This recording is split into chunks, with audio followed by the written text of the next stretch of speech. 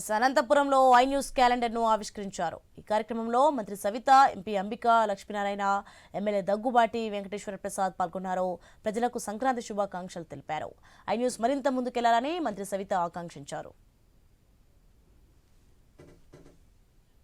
సిబ్బందికి, I news ప్రేక్షకులకు, రాష్ట్ర ప్రజలందరికీ ముందస్తు సంక్రాంతి శుభాకాంక్షలు కూడా తెలియజేస్తున్నాం.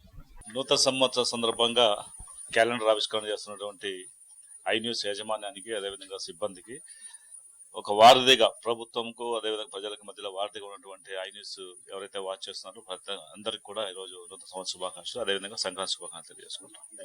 నూతన సంవత్సరం సందర్భంగా ఐ న్యూస్ వారు క్యాలెండర్ విడుదల సందర్భంగా ఐ న్యూస్ యాజమాన్యానికి, అలాగే ఐ న్యూస్ సిబ్బందికి, రాష్ట్ర ప్రజలందరికీ నూతన సంవత్సర శుభాకాంక్షలు మరియు సంక్రాంతి శుభాకాంక్షలు.